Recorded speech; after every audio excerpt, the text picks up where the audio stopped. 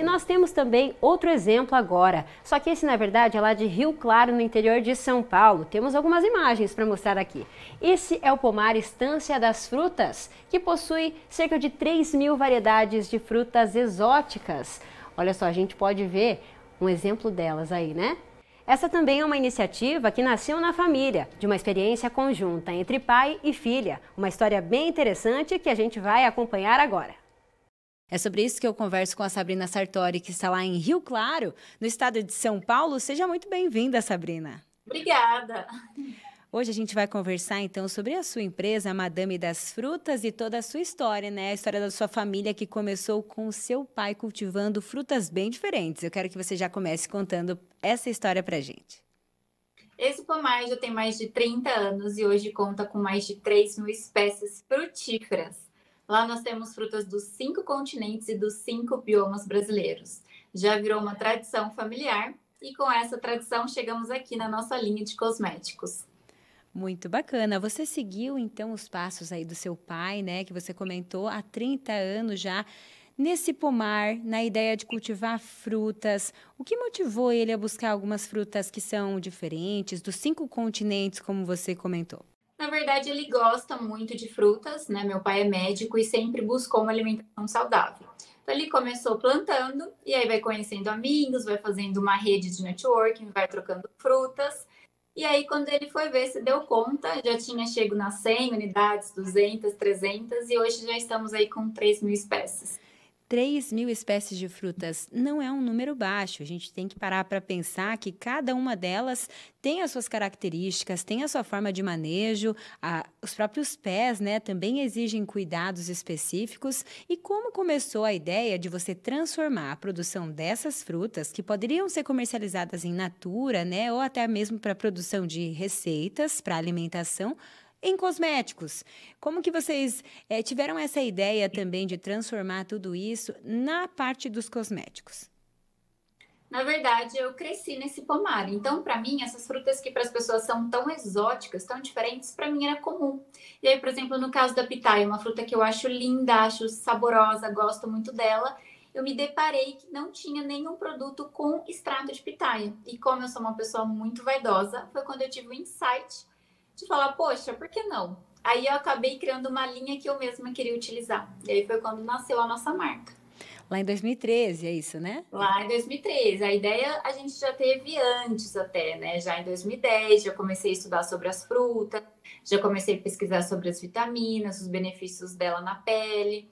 Aí até a gente desenvolver, conseguir fazer a extração dela e colocar no produto cosmético, vão aí de 2 a 3 anos. Uhum. Você citou o exemplo da pitaia, né? Hoje Sim. são 24 produtos que vocês têm na empresa e cada um deles tem a sua composição com algumas frutas diferentes. Além da pitaia, quais delas a gente pode citar aqui para quem está nos acompanhando, Sabrina? Podemos citar o sapoti, uvaia, jaracachá, mandacaru, grumichama, néspera, cambuci, mangostim, rambutã, buriti, andiroba, feijoa, baru, enfim. São São várias vários. frutas aí que eu acho que a maioria nunca ouviu falar. É isso mesmo. E essas frutas todas se adaptaram bem à região aí de Rio Claro, né? Todas produzem bastante no pomar. Como é que vocês fizeram também para alcançar esse equilíbrio para que elas produzissem com bastante vigor, com bastante saúde? Sim, se adaptaram super bem. Claro que tem uma ou outra que realmente, ou que é um clima muito tropical, ou um clima muito frio, mas na média a maioria se adapta muito bem. Porém, quando elas são pequenininhas, elas ficam lá no viveiro ou no sementário. Então a gente cuida, a hora que ela já tem um tamanho bom para a terra, que ela já consegue se virar sozinha, que é quando a gente faz o plantio. E mesmo assim, se está muito frio, a gente ainda tem que telar ou se está muito calor, a gente tem que ver a região que a gente vai plantar, né, para não ficar num sol muito exposto.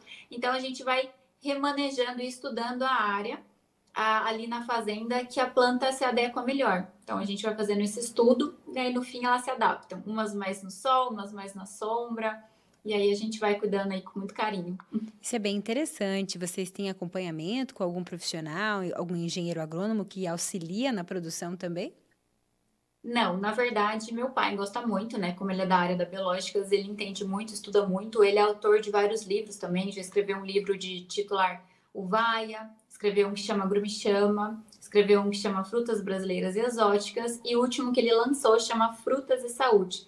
Então, ele mesmo acabou estudando muito sobre as frutas e consegue aí cuidar delas. Que interessante isso, né? O seu pai aí veio da área da medicina, se interessou também por pesquisar mais sobre a produção de frutas e acabou se tornando o principal negócio hoje seu, né, da sua família também?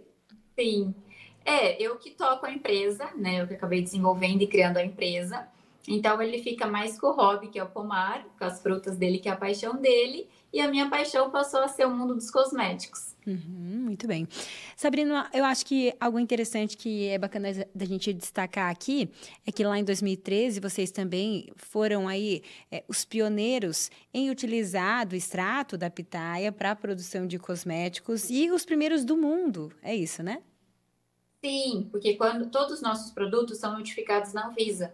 E quando a gente foi notificar, não tinha no banco de dados da Anvisa a fruta pitaia. Então a gente teve que enviar laudo, análise do extrato, literaturas, para que eles pudessem inserir.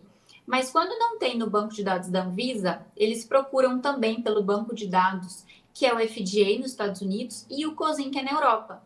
Caso já tenha sido cadastrado em algum desses dois, a Anvisa até acelera o cadastro no dela. E para nossa curiosidade, né, para nossa surpresa, não havia sido cadastrado nem no FDA e nem no COSIN. Então isso até demorou mais. Então posso dizer que somos a primeira empresa do mundo a utilizar o extrato da pitaia em produtos cosméticos. E depois também isso aconteceu, a mesma coisa com a uvaia, com o sapoti, com a grumichama, com o cambuci, com as demais frutas que a gente trouxe para a linha também. Muito legal. A sua experiência com cosmetologia também ampliou o seu olhar, né, para as frutas, ampliou toda a característica de cada uma delas que você pôde agregar para os seus produtos. Inclusive, você compartilha muito dessas informações no seu perfil no YouTube, na sua página, né, Madame das Frutas, que há 5 anos já começou com bastante conteúdo e informação de qualidade nessa área da cosmetologia também, né? Sim, o pessoal tem muita curiosidade, né? Que às vezes a gente fala, por exemplo, sapoti, mas como é essa fruta, como se consome essa fruta, como é a característica dela, como ela por dentro. Então, sempre que eu tinha um tempo, eu acabava mostrando essas frutas. É que com a loucura do empreendedorismo é um pouco difícil conciliar tudo, mas as pessoas gostam e têm muita curiosidade de saber como é a fruta. Uhum. E a gente, na verdade, quando olhamos a fruta, a gente sempre pensa quais são os benefícios para consumo, né? E aí, depois que eu passei a estudar cosmetologia, eu comecei a olhar os benefícios dela para uso tópico. Quais são as vitaminas boas para a pele, não só para o consumo. Então, isso foi muito legal, que ampliou a visão sobre como eu olho as frutas. Uhum, isso é muito interessante mesmo, Sabrina.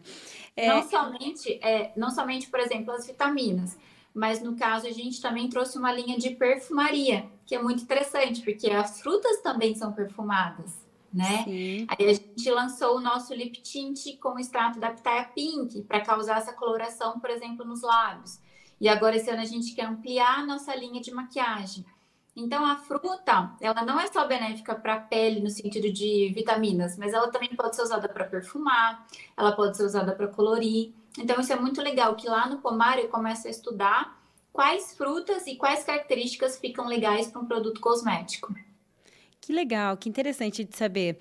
É, essa ideia de ampliar a produção, por exemplo, com mais produtos, com mais frutas, também é uma ideia de vocês? Daqui para frente vocês pretendem também criar novas ideias de produtos e também para essa área da perfumaria com demais frutas? Qual é a ideia daqui para frente?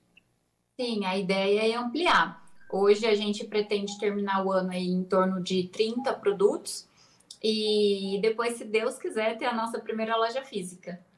Que show! Hoje em dia vocês trabalham em formato de parceria, né? A empresa de vocês, ela utiliza aí de alguns serviços prestados por outras equipes parceiras e hoje esse trabalho é terceirizado, vocês ficam com a produção do pomar e também com a administração, é isso, né? Exato, correto.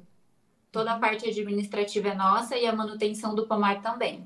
Então, as empresas de embalagens, por exemplo, dos produtos, de fazer essa extração das frutas, é tudo terceirizado.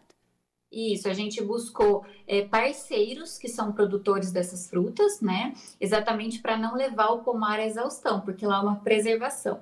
Então, aí a gente tem os parceiros das frutas, mas também temos todos os demais parceiros que envolve um produto final na gôndola, né? Que é a fabricação, a embalagem, rótulo, adesivagem, transporte. Então, é uma cadeia aí de parceiros para que a gente consiga ter a nossa linha funcionando corretamente.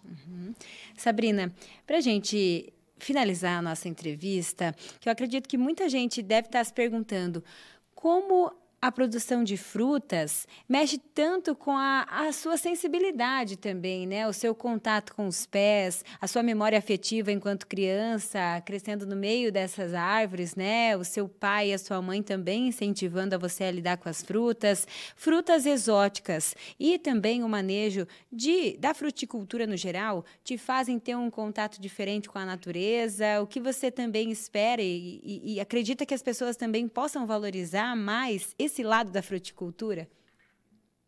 Com certeza, na verdade, um dos objetivos da nossa marca é levar o conhecimento dessas frutas para as pessoas.